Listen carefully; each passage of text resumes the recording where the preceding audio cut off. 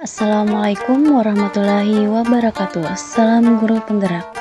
Di sini saya akan memaparkan tugas 1.1A8, koneksi antar materi, kesimpulan dan refleksi modul 1.1.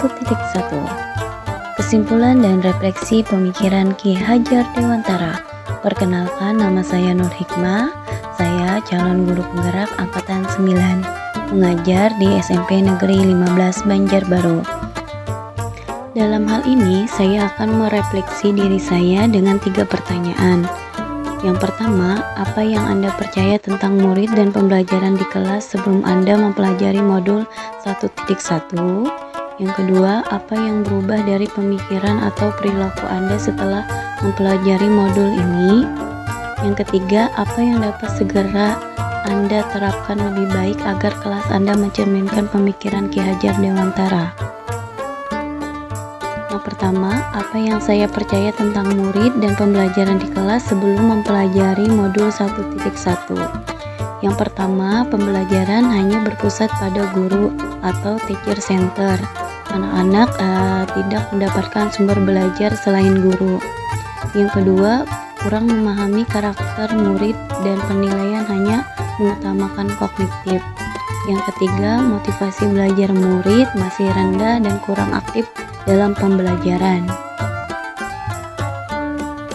Berikut gambaran pembelajaran saya sebelum mempelajari modul 1.1.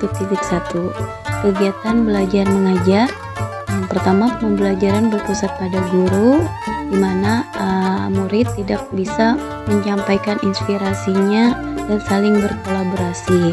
Yang kedua, murid hanya duduk, diam, dan mendengarkan. Apa yang berubah dari pemikiran atau perilaku saya setelah mempelajari modul ini? Yang pertama, merubah pemikiran, yaitu guru bukan satu-satunya sumber belajar.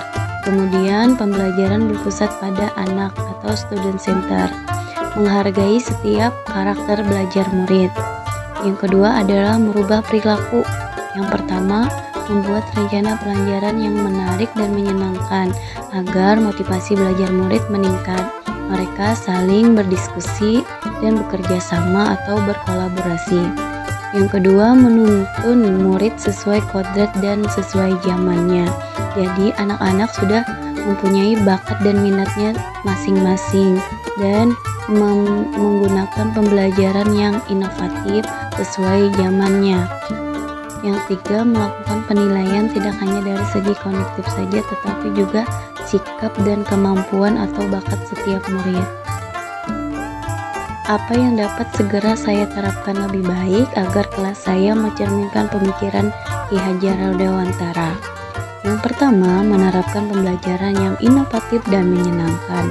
Yang kedua, pembelajaran yang berbasis kearifan lokal atau budaya setempat. Yang ketiga, menerapkan pembelajaran yang mengutamakan budi pekerti. Yang keempat, pembelajaran yang sesuai dengan kodrat alam dan kodrat zaman. Yang kelima, menerapkan sistem AMONG.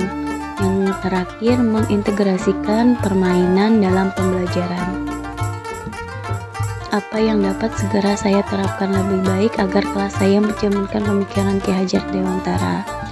Di dalam pembelajaran, saya biasanya menerapkan setelah berdoa mereka menyanyikan lagu nasional agar mencintai negaranya. Yang kedua adalah di dalam pembelajaran biasanya saya selipkan ice breaking. Yang berikutnya adalah pembelajaran yang kolaborasi. Dalam pembelajaran yang menarik dengan media boneka tangan buatan sendiri. Jadi membuat media yang menarik agar pembelajaran lebih memotivasi peserta didik. Yang berikutnya adalah kesimpulan. Kesimpulan pertama, pendidikan sejatinya berhampa pada anak. Pendidikan adalah menuntun anak sesuai minat dan bakatnya. Pendidikan bukan hanya ilmu akademis, tetapi juga menanamkan budi pekerti yang baik. Demikianlah pemaparan dari saya. Terima kasih. Salam guru penggerak angkatan 9. Bergerak, tergerak, menggerakkan. Wassalamualaikum warahmatullahi wabarakatuh.